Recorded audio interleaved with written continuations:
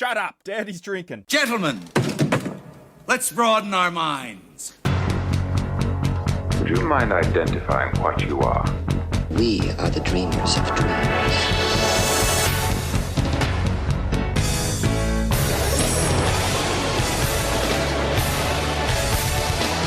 Are they in the proper approach pattern for today?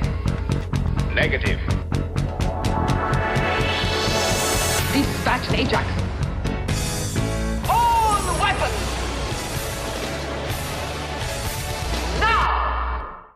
Charge the lightning field. Welcome to Dispatch Ajax. This is Jake. I'm Skip. Who let him in? Leaving the door open, strays wander. Get that hole in the screen door, man. It works every time. I didn't think you'd fit. Well, it's just mesh. I mean... Today, laughs aside.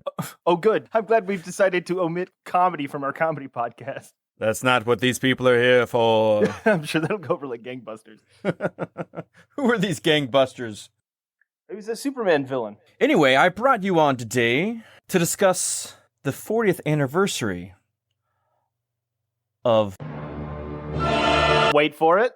We're speaking today of Excalibur.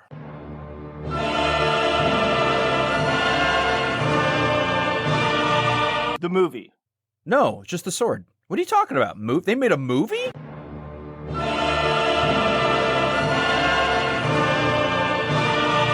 It's as old as I am. Yes, like my famous cohort, Skip, who has also turned 40. You have another friend named Skip? Yeah, I keep him in the basement. Well, yeah, you renamed him. That's fair. No, his name was Skip the whole time. You went out and found one? He came to me. In relation to David Lowery's The Green Knight, which came out this summer. Oh, yeah. Yeah, we wanted to take a look at the 1980s classic of Arthurian legend that one might say possibly spawned a whole generation of fantasy and sword and sorcery films henceforth.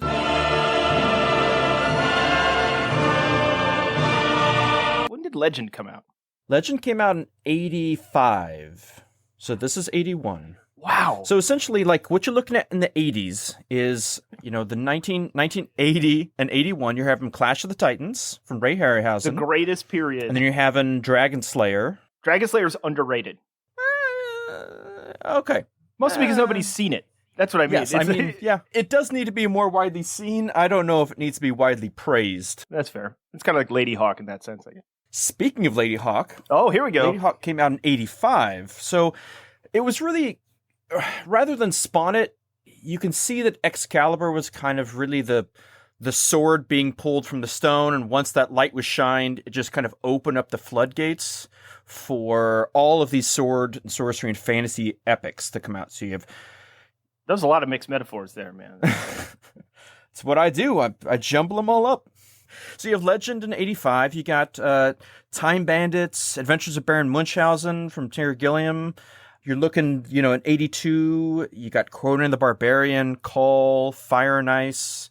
Then you get in Lady Hawk, Princess... Wait, did you say Kull or Krull? Because it's Krull. It is Krull. Did I say Kull? You said Kull. Isn't that's also a thing, though, isn't it? Isn't it the Conan ripoff? Yeah, the Kevin Sorbo. The Kevin Sorbo. Well, it was a comic book, too, wasn't it? Yeah. Yeah. Kull was a distinctly Conan ripoff comic book and book series that they turned into a movie, circa 90... Was it 90s? Oh, maybe 98? I'm going to say 97?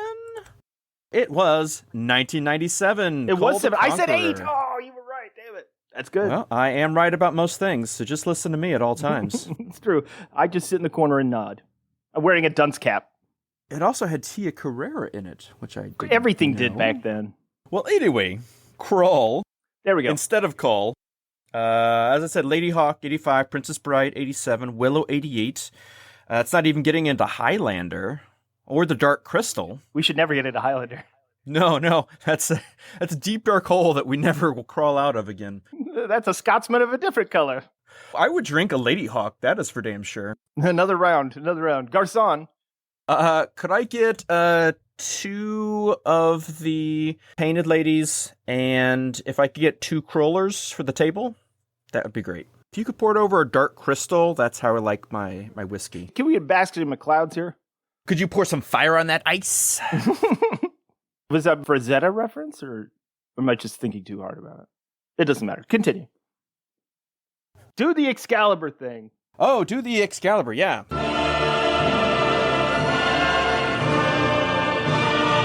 Yeah, it's a movie. Not the Marvel comic. Which I don't think I ever want to talk about. What is there to talk about with Excalibur? There's really nothing. I like Captain Britain.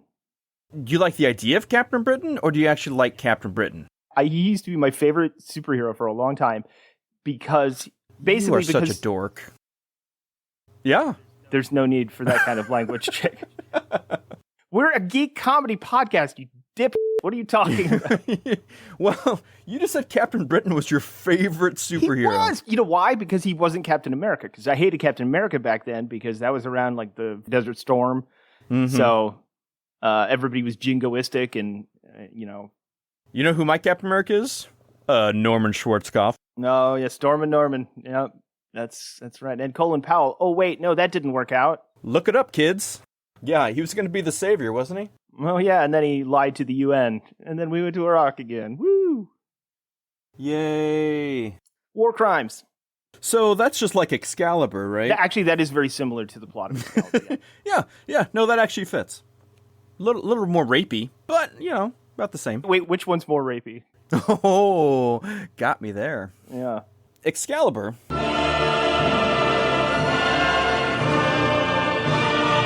It's the oldest story. It's the classic. Man lusts after other man's wife. Man uses wizard to look like other man. Rapes other man's wife. Sires the Messiah. That kid grows up not knowing who he is. Pulls a sword from his stone. That's magic. And then becomes king. And then is betrayed by his best knight who steals his girl. And then he dies fighting his son-nephew against his evil witch sister. Wait, are you reading the plot of Dianetics? So Xenu came down. Xenu came down hard, my friend. It's reflected in even like the Disney stuff and most modern culture. Except for, you know, the incest and, the raping. But the pulling the sword from the stone, that's, and becoming king and blah, blah, blah. Disney had a Song of the South ride at Disney World, so, like they could do the incest stuff. It wouldn't be a big deal. So before 1981, Excalibur had been a twinkle in Mr. John Borman's eye, but it's a twinkle that was quite far off because he didn't actually want to make Excalibur. He had wanted to make a Merlin film for many years. That never quite came to fruition. He'd even been offered Lord of the Rings, but once that fell through, then he decided to make Excalibur.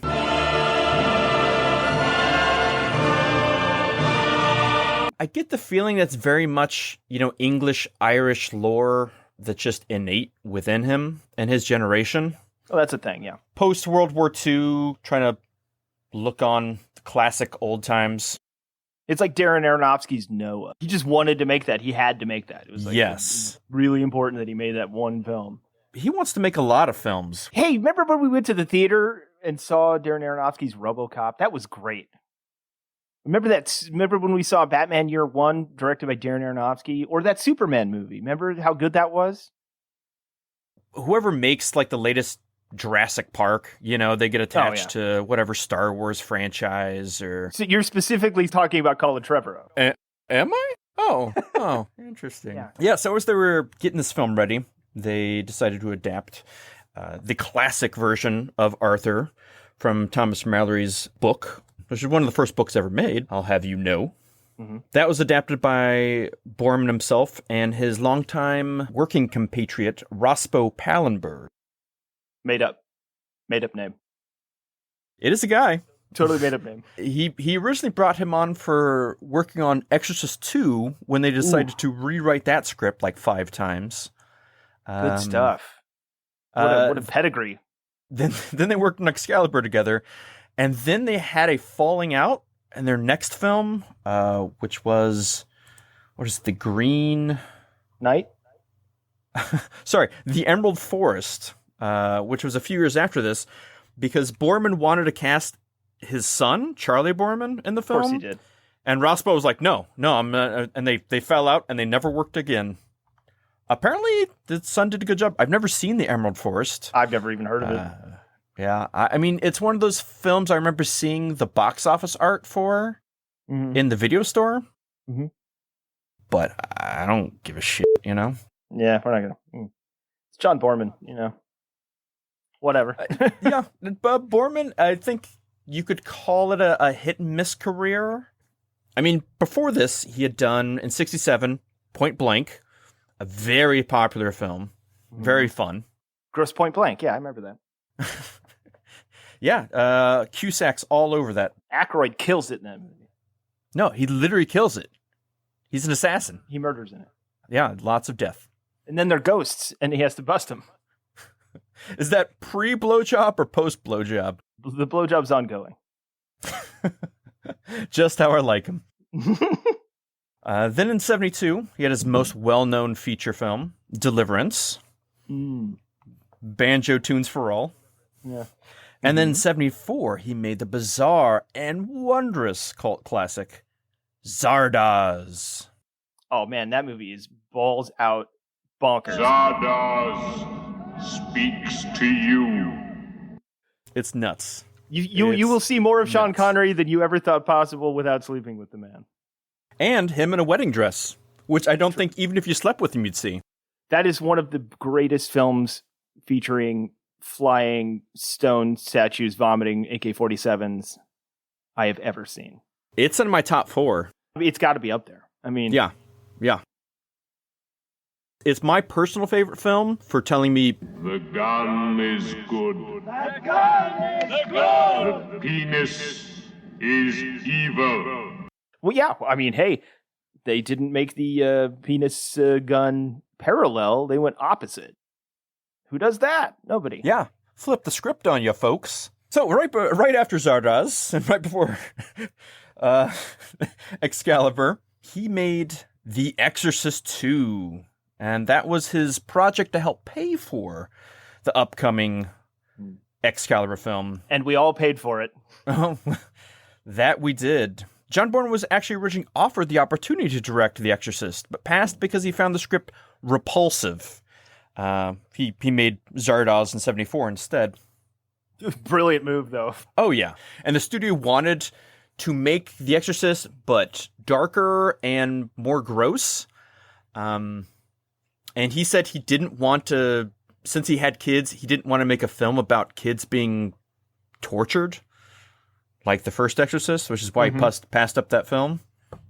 So he wanted to make something lighter that ended well. Sounds like Batman Forever. You know, they fired Tim Burton because they wanted to make it lighter for McDonald's. McDonald's got Tim Burton fired.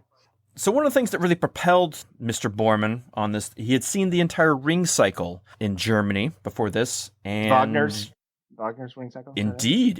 And I think he made the brilliant move to blend the innate Arthurian legend behind those Wagner pieces into his work. Wagner's Lord of the Rings cycle, yeah. Kind of, and it works. It's amazing. It does, actually. Yeah, it's wonderful. I mean, it does something that only the best music and film does. It captures your imagination, and that's all you think of. You hear the music, you think of the film. You know? Mm-hmm. I wake up in a cold sweat constantly thinking about it. So I think that's a neurological condition. Probably that might be a me thing. Yeah, you might need to have that looked into. Are the tremors normal? I'm sure I'll figure it out. Anyway. So that's the whole film. Yep. That's it. Goodbye, everybody. Just go watch the movie. It's fine. Where was I at? Borman. Oh, yeah. Borman. Ring cycle. Borman. Ring cycle. Music. Movie. Football practice. I'm late. I forgot my homework. And I'm naked. Another memorable element of Excalibur, the acting talent that was on display. Maybe not from the principal actors. I mean, I think they did a decent enough job, but Excalibur really was a jumping off point for a lot of big time actors to come down the pike. It was the first feature film for Liam Neeson, Gabriel Byrne, It was Patrick Stewart's first big movie, as was Helen Mirren's first big movie. Patrick Stewart chews up the scenery like no other. He's having a scene sandwich in every shot he's in, just like in Dune. It's great. He's doing a good job, but he's no Nicole Williamson in this. Well, but who is? Nicole Williamson kills it. He was amazing. Again, like the score, I mean, what you think of this film is Nicole Williamson's Merlin. Oh, yeah. Didn't the studio not want him? The studio said that you could cast anyone except for Nicole Williamson. Mostly because they didn't like that he had a girl's name. Apparently, he had done so poorly in the studio's feature films with him before this that they thought he was just a box office dud, and he was a failure. I can't even imagine that, though. I mean, Return to Oz. He's so good in that. Like, he's great in everything. He's great in. Wasn't he in that terrible Spawn movie? I think that was his last movie. I think that's called the terrible Spawn movie. That's exactly what they. The no good, very bad Spawn movie. I'm pretty sure he's the Spawn film, which must not be named. There's some great, yeah, right. There's some great actors in that movie. John Leguizamo's great. It's completely wasted. Michael J. White, Martin Sheen. Then you've got Nicole Williamson. No, is it Michael Sheen? What? Is it Martin Sheen or Michael Sheen? It's Martin Sheen. It's Martin Sheen, not Michael Martin Sheen. Michael Sheen? Washing machine? What are you talking about? Anyway. Yeah. So he is in Spawn, that's true. Mr. Toad's Wild Ride. It's a good one. I've seen it, actually. The 7% Solution. I love him in that movie. Great movie. I like that movie a lot. I do. It's a good movie. It's a good Sherlock Holmes movie. They really flipped the script, but it works in a lot of ways. Stamp of approval from Skip Harvey coming right here. I'm telling you right now, underrated film. You know what? I'll agree with you. One oddity, though, was by casting Williamson, they almost had to not cast Helen Mirren. Oh, yeah, that's right. They had done some play work previously to this, and they were left in a huff, and they had true real-life animosity over this falling out, and they said they would never work with each other, never speak to each other. They weren't on any type of speaking terms. But Borman loved that, and he wanted to capture that real-life antagonism. A real auteur there. Yeah. That's. I think that's kind of the method gone wrong. Really. Yeah, this is a very Hitchcock thing to do. Yeah. You two hate each other. Good. Let it flow through you. But at least, even though she hated Williamson, she was able to find love on the set with a young and plucky Liam Neeson. Aren't you a bit young to be in love? They ended up living together for like 2 years, and she really helped get him in the door, introducing him to a lot of people that really brought his career up. Because, hey, he wanted to do Crawl. What more did he need? Hey, he did High Spirits. You got to give him that with the Goot. Do we have any more of the Goot talk? Oh, Goot Corner. That's what you need to. You need to at least cut that into something so that we can have the Daily Goot. Yeah, he comes up a lot, but not for any movie he's actually done. Like we've never covered a thing he's actually been in. We just riff on the Goot constantly. What would we even bring up of the Goot? Police Academy? Well, in past 3 men and a child of some sort? Only if we're talking about Leonard Nimoy. No. I think the only topic... or ghosts in film. Or Tom Selleck, which, The only thing I could think of would be an episode if we did an episode on The Day After. Along with giving a platform to many young and upcoming actors from the local Irish playwriting scene, he also brought his family along with him and gave them work. Whether they liked it or not. Sort of a Jodorowsky style. Yes, yeah, very much. Although, I don't think any of their lives are completely ruined by Excalibur. They still speak to their father? Yeah. I don't know why they would. So Mordred, Arthur's son in the film. Son and nephew. Played by John Borman's son, Charlie. Don't forget that. Indeed. It's tough to get a twofer on that. One-stop shop, man. His daughter Katrina played Igraine, the woman that gets raped by Uther at the beginning of the film. Yeah, we'll cover that, I'm sure. Yeah, and in fact, let's just get into it because it's a horrifying scene. Not only is it horrifying for the act, but it's horrifying for how it was filmed. One, apparently he's perfectly okay with filming his daughter getting raped, but she's getting raped by Gabriel Byrne in a suit full of armor, and they had this huge fire that was right, like, just a few feet away from their heads, so there was just kind of an agony the whole time. But apparently she didn't have to play that rape scene too much. They kind of got the shots that they needed for that. And then they had Gabriel Byrne hump a pillow for the rest of that. So he humped a pillow for like half a day. The Arthurian legend we're going on here, the one that, is in popular culture for the most part, basically throughout, the 20th century, into the 21st century, is this book. Sir Thomas Mallory's great work, Le Morte d'Arthur. This establishes canon for modern interpretations of Arthurian legends, right? So you've got Merlin connected with Arthur, which Merlin was actually a different folk hero, completely unrelated to the Arthurian legends before this book. And then you have the backstory of Uther Pendragon, who is, a king, and he desires the wife of the other king, and he has Merlin glamour him. I will transform you into the semblance of the Duke. Igraine will think her husband has returned. Siring Arthur Pendragon. So that's the basic structure of that part. Continue. And the last of his children to be in the film was Telsha, who was the Lady of the Lake. And she was cast because she could hold her breath really long under freezing cold water. That's a good reason, though. And he didn't have to pay her.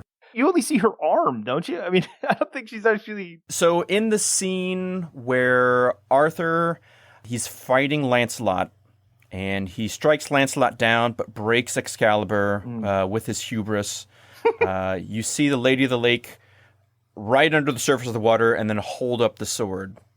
But they did that because she could hold her breath for like 2.5 minutes. Hot. I don't know. Yep. It's what we're all looking for to mate. Mm-hmm. Much like that scene, which was difficult for her, John Borman also said this is the most difficult film he ever made. So many things went wrong with this film, and it was just so hard to get it to go right. Apparently it rained for just about every day of the 5 months of shooting. But that turned into a bit of a boon because they used the moisture refracted in the air, which kind of gave it that soap opera softness to so many, kind of that etheric quality. Mm-hmm. They also used so much of that water to pair with the green light that was consistently used and kind of enhanced so many of the shots, like shots of the sword or the greenery. They put the green light on it, which kind of gave it that unearthly glow and really that mythological magic when you quality. See it, you'll know. It's kind of like a J.J. Abrams movie, Yeah, I guess which one has more glints and lens? Oh, Excalibur, by far. Yeah. It's every single scene. One particular scene which is extremely difficult for them to film, it is the wedding of Arthur and Guinevere. And it's all of these people in their armor and their dresses. It's done under a canopy of trees. It apparently just rained for hours before that. They had like 10 minutes of light to shine through, and the light happened to like just hit all the armor perfectly. And it's a beautiful shot, but it's also blinding. Oh yeah, you can barely see what's going on in most of in a lot of those scenes, especially with the knights. You know what it is? It's the exact opposite of the movie The 13th Warrior, where you can't tell anything that's happening because it's shot so dark. But in this one, there's such a glare on every single object in the room that you can't tell what's going on half the time. I will say that Alex Thompson, the film's cinematographer, was nominated for Best Cinematography at the Oscars for this. He didn't win, but the old college try. I mean, it's a beautifully shot film. You know, it doesn't get a... It's not a perfect film. It has a lot of issues that make it a bit of a labor of love for those who are into it. Mm-hmm. But I think a lot of what they do, especially in camera, because that's all the special effects, all of the lighting tricks, it's all done in camera. Oh, so yeah. No, it's practical. Yeah, it's not that crappy Yeah, I mean, Abrams After Effects, you know. Yeah, I think it pays off. I think it looks pretty spectacular when you can see what's going on. One time that you weren't blind was the dark shot of Uther right before he rides over the dragon's breath to go rape Igraine. Apparently there was problem in the distance with the lighting. They kept seeing the light of this little Irish town. So Borman called the guy, and this guy then called whoever controlled the power of the town, and he just started flicking switches, and he'd be like, flick a switch.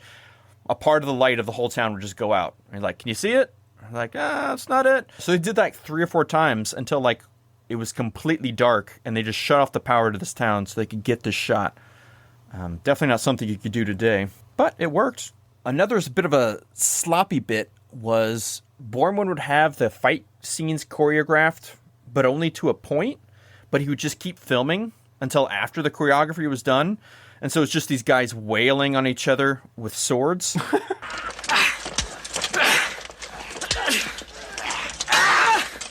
And that was apparently his favorite part. He liked... It's a lot like Highlander, yeah. Yeah. But this is just people in armor just bashing each other. You can see that they're out of breath, rambling into each other, and that's what Borman liked. He liked very much Borman is vigorously masturbating. Yeah, hit him. But it does feel gritty.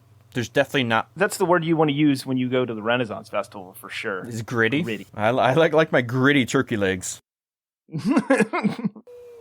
That's a stupid bit. That's all we do is stupid bits.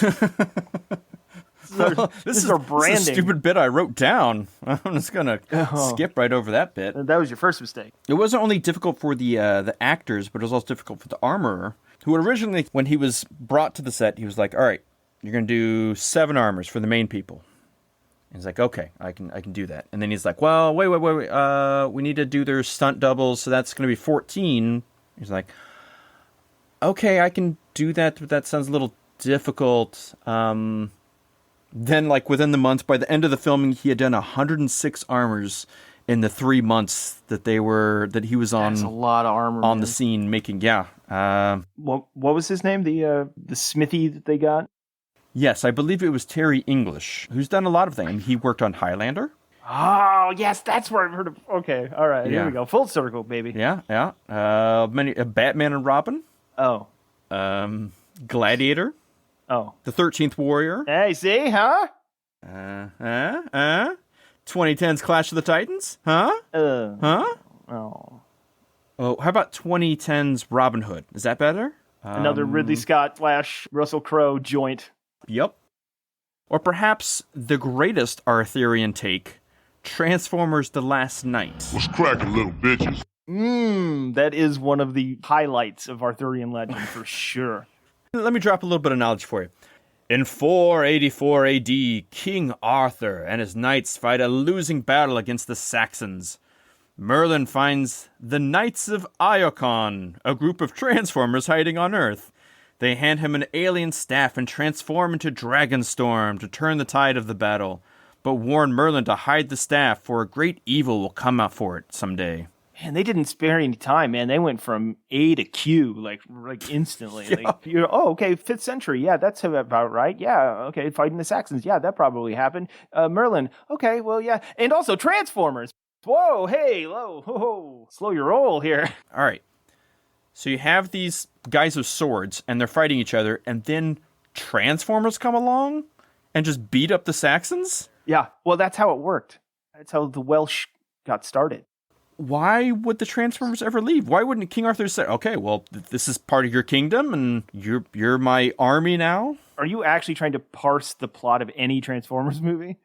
Yeah, that's a problem that I have. The cartoon is better. The cartoon movie is a far superior film, and it sucks. But it does have a Weird Al song in it, so I'll give it that. And the last performance of Orson Welles. I saw that movie on mushrooms. Boy, I just what No, thank you. What kind of ecosystem would possibly evolve robot fish? I don't understand. Like, I'd pay money to see it. That's all I could think about for like 4 hours when I was tripping. I was like, why are the robot fish like they're underwater? Like, how does this naturally occur? This doesn't make any goddamn sense. But then I got Chinese food and it was fine. Oh, there you go. All's well. Anyway. So it wasn't only difficult for Mr. English making these armors, but the people wearing the armors apparently was awful. Sir Patrick Stewart. Probably was awful for the people in the Middle Ages, too. Well, yeah, but they weren't highly trained thespians, were they? Well, you don't know that. You can't prove that. Patrick Stewart said. It's our new bit. Patrick Stewart just reads Reddit threads. I'm down, man. Patrick Stewart reads the inner lining for Chocolate Starfish. Are you talking about the Limp Bizkit album?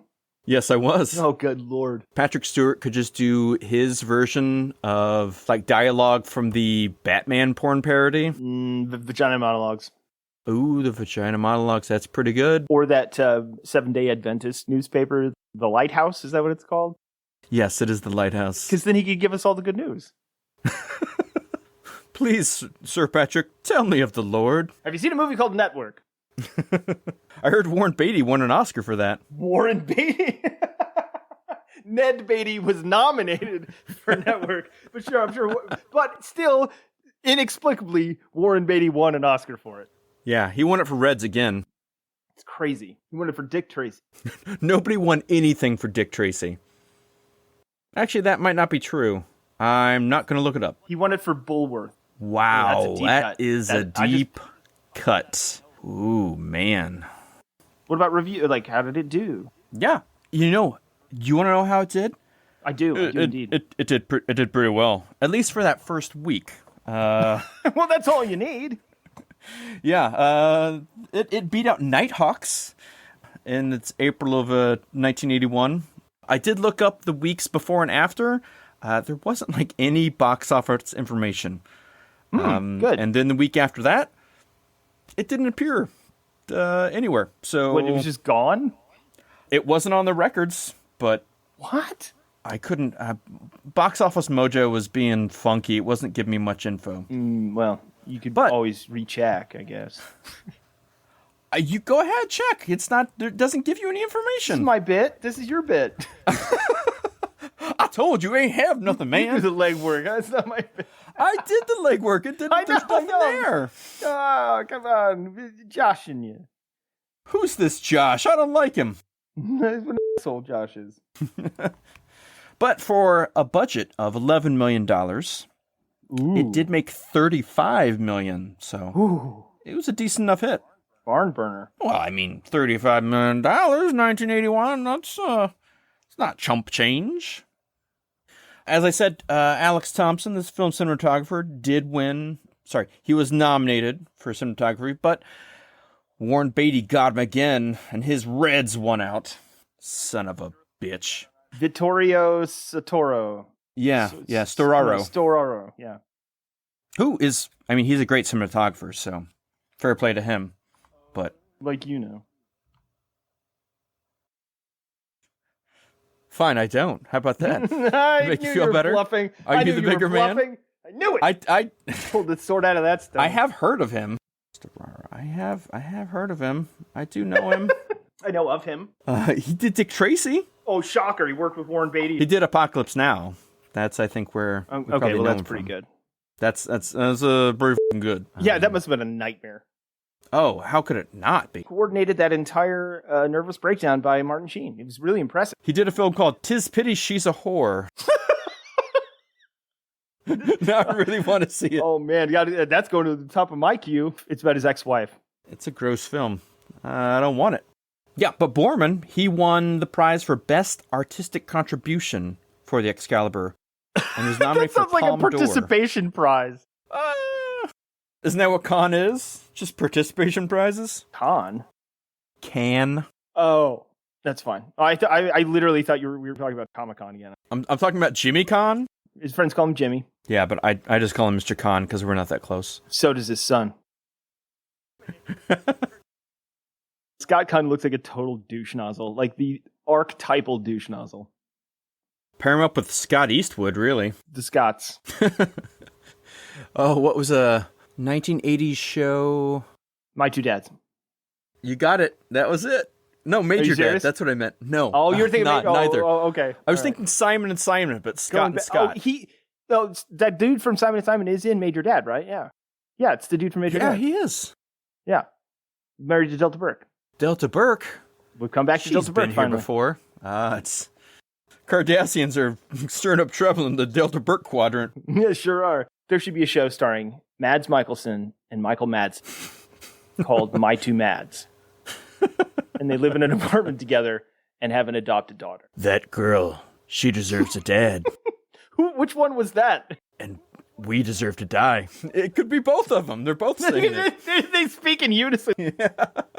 Yeah. And then I always wanted to do a show starring, unfortunately, they both passed on, so this would be posthumously, but I always wanted to do a show with Rip Taylor and Rip Torn called Let Her Rip. where they like solve mysteries. I was thinking of if you combine A Different World and War of the Worlds, A Different War of the Worlds. Mm-hmm. Where it's just a different invasion by aliens, and they're like, did you see what happened? All of the alien lasers, they have to like flip up their shades to like shoot. Have you ever heard of Hat on a Hat? Look, we got one of these already. Yeah, I was going to cap this off by telling you of maybe the greatest director in the history of film. Oh. That he said that this is his favorite film. And the perfect meeting. Can I guess? Of movies and mythology. Can I guess? Please do. Yes. Are we at the mountain of Zack Snyder? Yes! Oh, yes. Finally, yes. The greatest auteur in history of film. You are now the king of the Brits. Finally, somebody has to be. I mean, get those bastards in order. Brexit, what's that about? I'm going to call you Captain Britain from now on. That's a lot like Excalibur. Mm-hmm. But, I've always wondered, Skip. Mm-hmm. Was Excalibur was like Arthur? Is that a real person? Oh, boy, that's a terrible transition. So, no. Oh, man. So, my original idea for a transition was going to be, well, yes, but how accurate, how close to the source material, because this movie is based on a book. So how close to the source material is that film? And it turns out pretty damn close, especially considering the sort of fast and loose nature of bookmaking back then, where they did it by hand.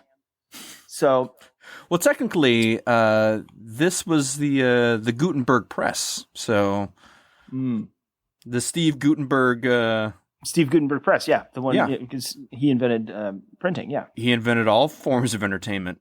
We bow to the Goot. Retroactively. You know that Zardoz head is actually based on Steve Gutenberg's with the beard? It's Steve Gutenberg hungover. He's actually the stand-in for that. He's the physical head in Zardoz. Most people don't know that. He made that tune in Deliverance. Mm-hmm. Yep. That's a Gutenberg classic. Mm-hmm. He also plays Ned Beatty. He plays Ned Beatty playing the character from Deliverance. So Arthurian legends are fluid. They've changed over time. It's like my sexuality. Mm-hmm. I knew it. Called it. There's a lot of change that's happened over time through Arthurian legend. In fact, it's one of the most ever-changing transformers of a legend that has ever existed, other than Transformers. A lot of people genuinely think Arthur was a real person.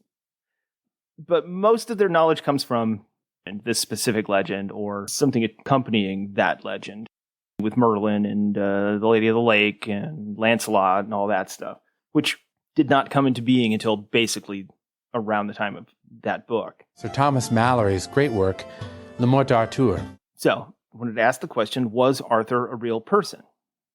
Some say maybe, others aren't so sure.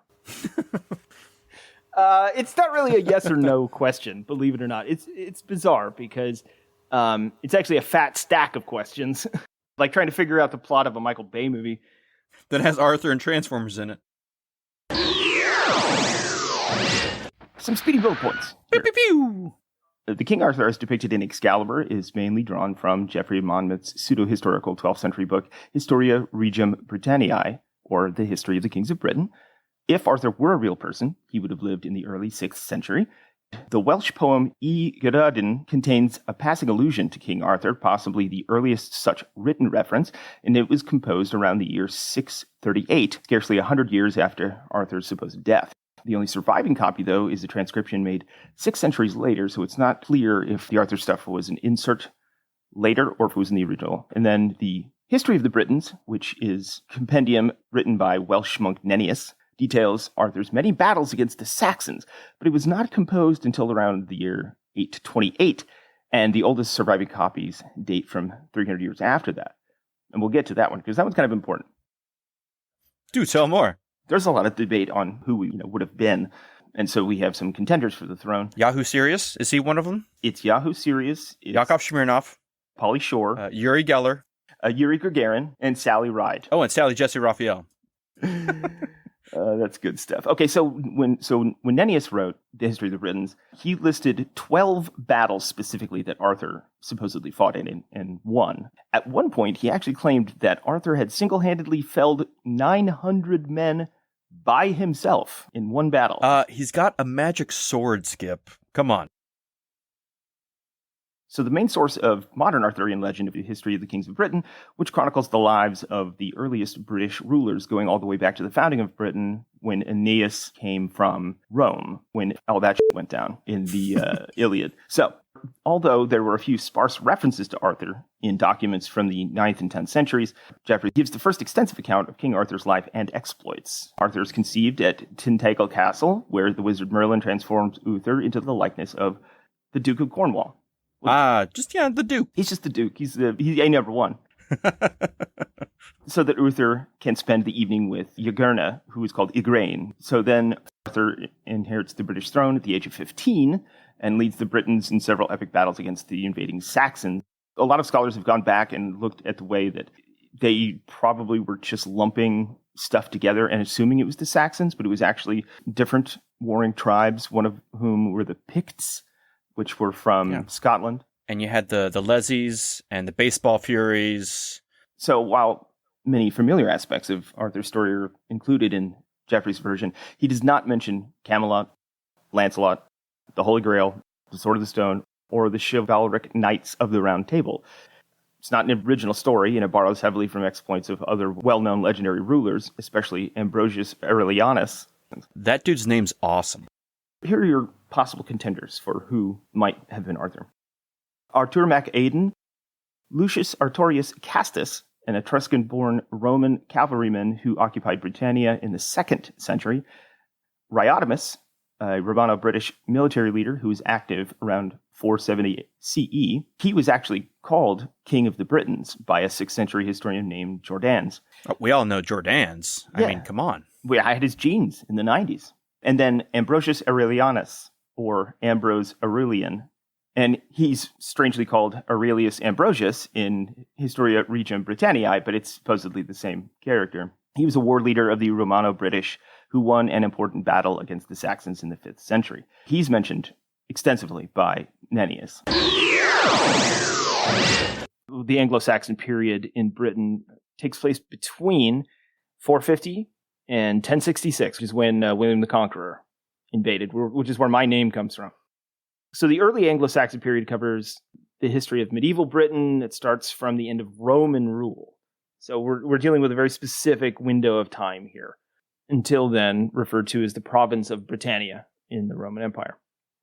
And it was actually one of their crowning gems at that point because the empire had been crumbling all around the world, and Britannia was one of the few that was thriving. But then they were like, see ya, and they just took off. It's an exact quote. Yeah, it is. And that was from 410 AD, believe it or not. Pretty hip back then. So this part is important. The early Anglo-Saxon period includes the creation of the concept of the English nation. It's the goddamn paterfamilias. So during this period, you get Christianity, a huge boom in literature and language, which we now affectionately refer to as Old English. That's when that became a thing. So Old English. New English is actually mostly French, believe it or not. It's really weird. That's one of the reasons it's considered a kind of a Romance language, even though it's not based on Latin. It's actually Germanic, but with a bunch of like Latin words in it. So that's a thing. I looked it up. So when Rome pulled out, because they don't believe in condoms. Yeah, good call, Rome. That sheepskin ain't going to work. It don't feel right. The Saxons came in and they invaded Wales. Now, Wales is like one of the most pivotal players in the Arthurian story. And we know this happened because there is actual documentation from the historian Gildas around 500 CE. There was a battle against the Saxons at Baden Hills. A lot of the early Arthur stuff forms around the idea that Arthur created the concept of a kingdom of Britain, where he would unite all the like warring little tribes or whatever into the Britons and into England. And this would have happened in real life in the 5th century. In Welsh poetry, somewhere between the 7th and 10th centuries, there's a Welsh folk story about a different hero. They make a passing reference to Arthur by saying, basically, this Welsh hero was good, but he was no Arthur. Yeah, he was cool, but man, Arthur was way more badass. So during this period, like most of the early Arthurian candidates, if he were a real person, the English did unify. They did, they did create a national identity. So somebody did that. Somebody helped them do that. In point of fact, there's no way, if there was a real Arthur, that he was actually king of anything. That's not how kingdoms worked back then. Except my heart. That's just as hard to penetrate as Camelot, my friend. So many current academics consider the evidence for a historical Arthur about as accurate as a Q drop, but not everybody. A British archaeologist named Noel Myers devoted 50 years to trying to determine whether he was a real person. And he wrote in 1989, toward the end of his life, quote, "No figure on the borderline of history and mythology has wasted more of the historian's time." I'll read that again. Oh. Quote, "No figure on the borderline of history and mythology has wasted more of the historian's time." His entire life was a lie, I suppose. Woof. That's good news. Poor guy. Now, granted, the absence of evidence doesn't constitute the evidence of absence, to turn a clever phrase. Yeah. Some scholars propose that Arthur was not necessarily historical, but he may have been inspired by an actual person. So, like, the idea of King Arthur may not directly have been a real person, but he may have been inspired by actual people. Now, some of the proposed wannabe Arthurs are junk, one of which is Lucius Artorius Castus, an Etruscan-born Roman cavalryman who occupied Britannia in the 2nd century. That's the one that Clive Owen made his film about, right? Mm-hmm. Yes, that is the one that the Clive Owen 2004, I think, King Arthur. Is that right? 2004? We could look it up, but who really gives a Tim Story, or is that Fuqua? It's Fuqua, right? It looked, the cinematography looks like Fuqua style. I think it's Fuqua. Yeah, I'm pretty sure it is. But honestly, the only reasons that these people are considered is because their names kind of sound like Arthur. They're 400 miles too far north and 300 years too early. So they're way too early to be the real deal, like Donnell Bennett. So 90s Chiefs reference for everybody out there. He's the real deal, Jake. He's the real deal. Marty said. Rest in peace, King. Are you familiar with the Hotep movement? Because that's what that sounded like. Anyway, we'll probably cut that out. So there's a candidate called Riotimus. A lot of this research was done by a cultural historian named Jeffrey Ash. He's a possible pseudo-Arthur. He's got an obscure background, which always helps. But he's mentioned in several Roman histories as leading a war party in Brittany, which, of course, was the Celtic province in the north of France. He supported Roman troops in a campaign against the Goths around the year 470. So far, so good. All right. His existence is further established by a letter that exists to this day, written to him by the Bishop of Clermont. Chris Claremont? Yes, Chris Claremont, the bishop from the 5th century who wrote X-Men comics, Chris Claremont. That Dark Phoenix saga was the bomb, yo. In the parlance of our time. That's Old English. This is my special king friend, all right? If this were true, then the real King Arthur would have been not a king, not named Arthur, and not British. That would be a way different Monty Python movie. Most of the stuff, like with Arthur and these knights, were probably brought to Britain in the 2nd century by the Samaritans and a group called the Alans. Just a bunch of guys named Alan. Hey. Hey, we're Alan. Yeah. Hey, Alan. Alan. What? No, Alan. This is my brother Alan. This is my other brother Alan. 30 Helens agree.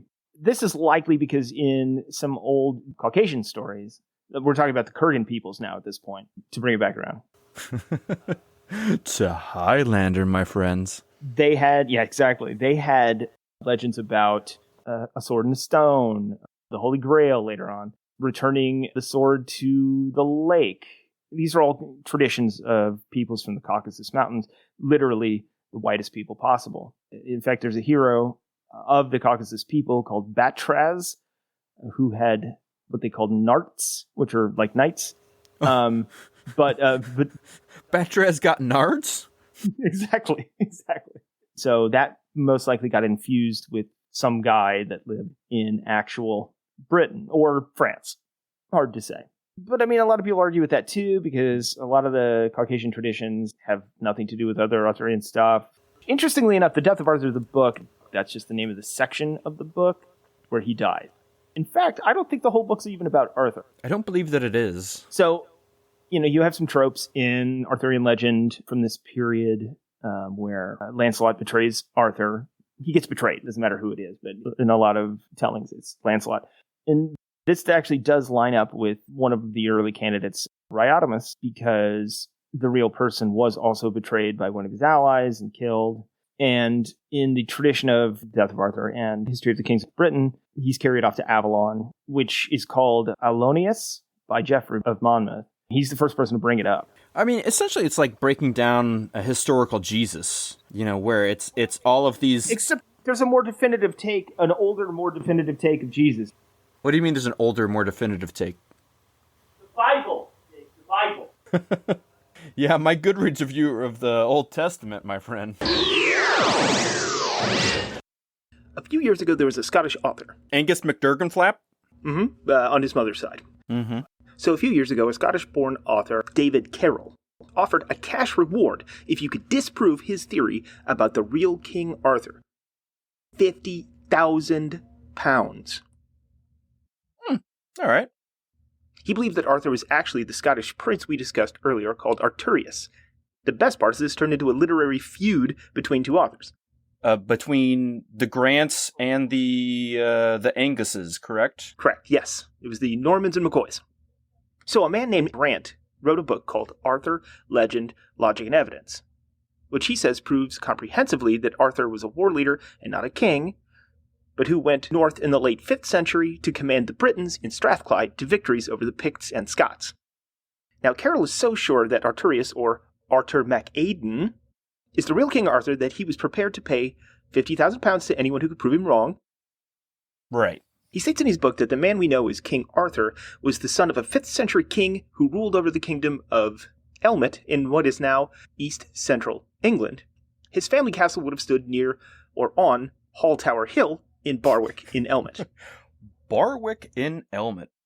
A mere 7 miles from the city center of Leeds, where exists a mound and a ditch that was once home to an Iron Age fort. A mound and a ditch in Leeds. What more could a gal ask for?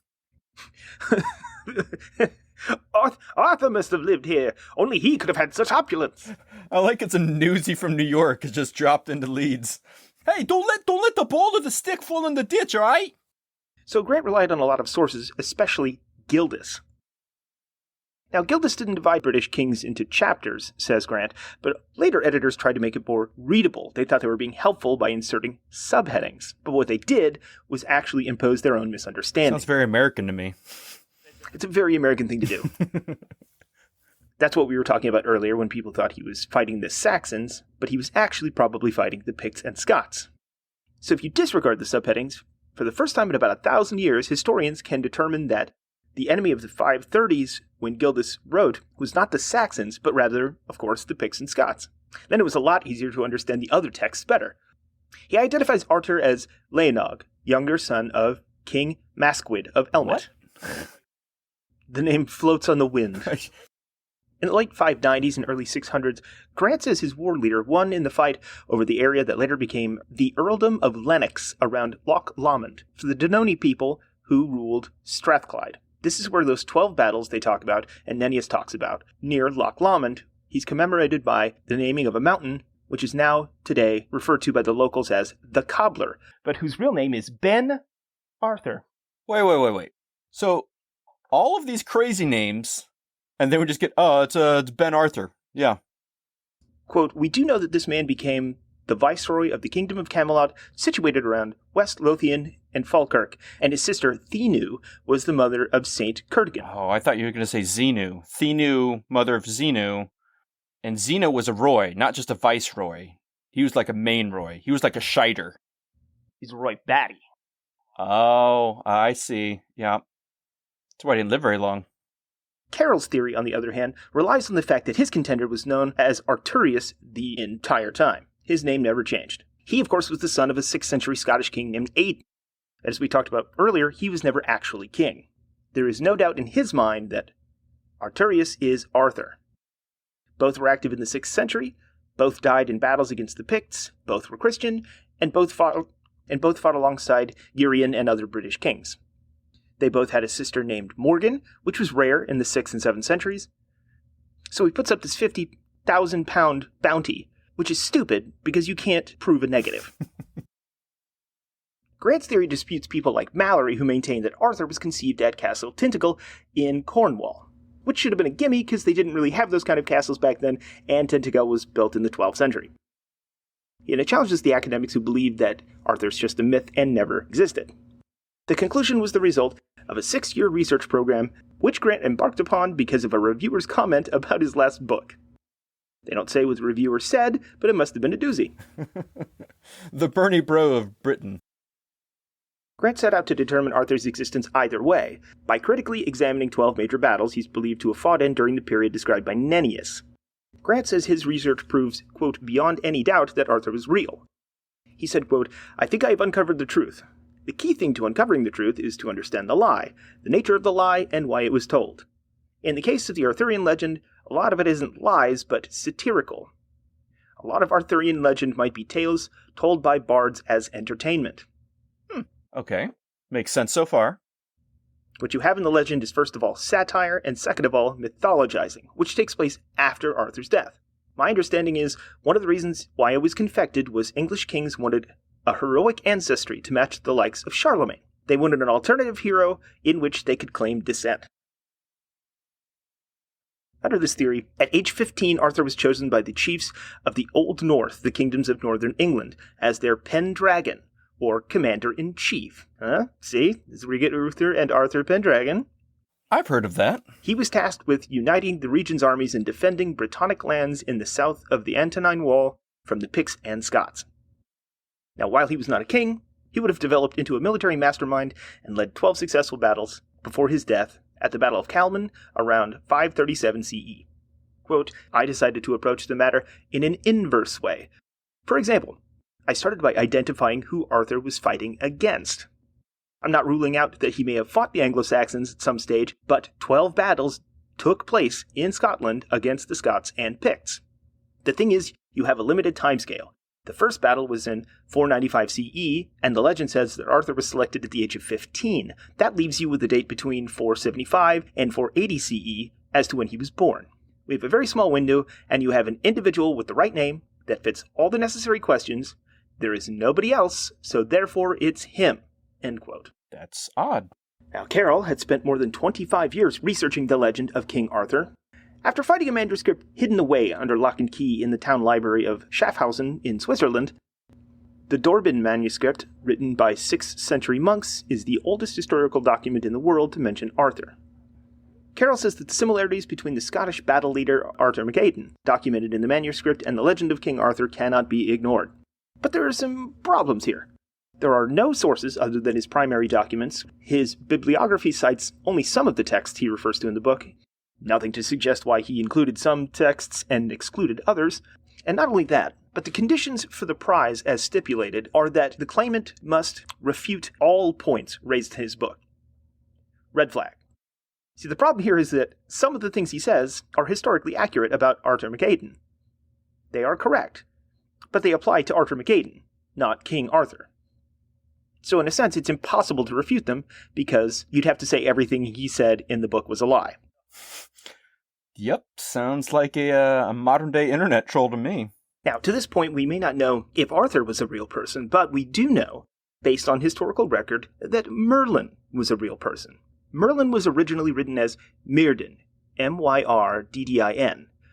The reason they changed it was it looked too much like the Norman French merde, which means dung. So Merlin, also known as Myrdin Wilt, lived from about 540 to August 584. They nailed down the month? Yeah. They knew because he served as a bard. Huh. He had a twin sister called Gwendid, and he served as bard to a Brythonic or British king who ruled Afterid, a kingdom including parts of what are now Scotland and England in the area around Carlisle. Supposedly, at the end of his life, Merlin went mad, retreating into the woods to live as a prophet and recluse. I don't know how you can be both, but whatever. He lived in the Force of Tweedsdale, and in August 584 is said to have encountered Saint Mungo. What? I can't make this shit up. This is fucking Darren Aronofsky's Pie happening in real life. We've cracked the source code. He encountered Saint Mungo near the site of what is now Stobo Kirk. Not Stobo Kor, that's Klingon. The result was Merlin's conversion to Christianity, which is maybe, probably not, because I think that was just a tale told by Christian historians later, so that he seemed to be redeemed as a pagan. According to one later chronicler, Mungo, or Kentigern, was told by Merlin that he had foreseen his own death by falling, stabbing, and drowning. Ooh, total Rasputin. The trifecta. That's the trio. Later that day, Merlin was chased by a group of shepherds, and as a result, fell off of a cliff into a river where he was impaled on a stake, securing a fisherman's net, and drowned. Were his last words, "His death is but a door, time but a window"? Yep, it's a full Rasputin. He's believed to have been buried beside a thorn tree near the River Tweed, and close to a tiny settlement called, and what are the odds of this, Merlindale. It's like definitely 1 and 2. There is no record of him ever actually meeting Arthur McAden, but the two would have been contemporaries. I was just looking up Saint Mungo. He's a bishop with a robin on his shoulder, holding a bell and a fish with a ring in its mouth. What is Saint Mungo the saint of? Saint Kentigern is patron saint of the city and of wandering Celts, and is also known as Saint Mungo.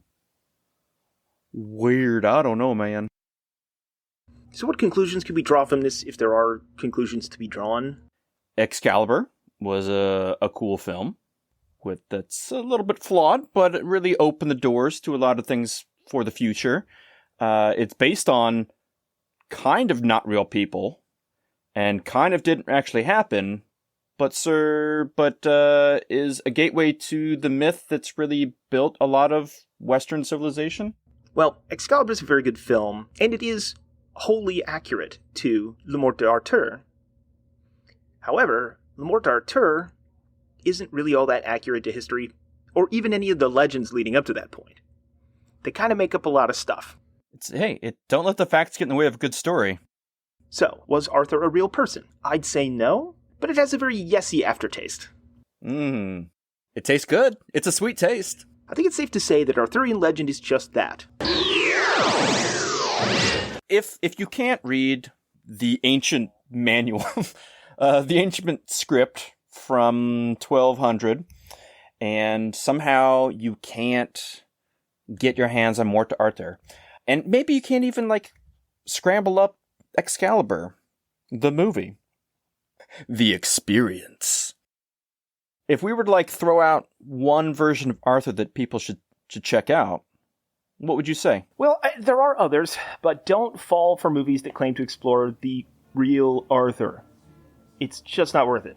The 2004 film King Arthur mashes together tales of Arturius Castus. They throw in a pinch of Le Morte d'Arthur, the Welsh poem Mabinogion, and an Italian novel called The Last Legion, which supposedly they plagiarized. And Guy Ritchie's Legend of the Sword is even worse because it does something similar by piecing together other unproduced Arthur scripts that deal with all sorts of legends and time periods. Not to mention that it's produced by Akiva Goldsmith, who wrote Transformers: The Last Knight. The King Arthur one. And this might sound absurd, and maybe even a little cliche, but outside of Excalibur, I think the best King Arthur film is most likely Monty Python and the Holy Grail. It'd be really I'd be hard pressed to find a better one, honestly. You know, I'd love to disagree with you, but I do think it is the best version. I mean, it's definitely the best film that stars King Arthur in any way, shape, or form. In conclusion, Excalibur.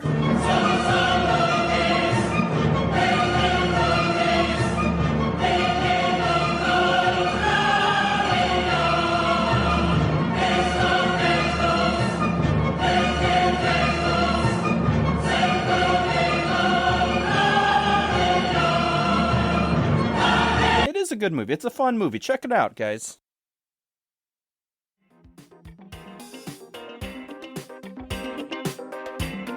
Remember, no matter where you go, there you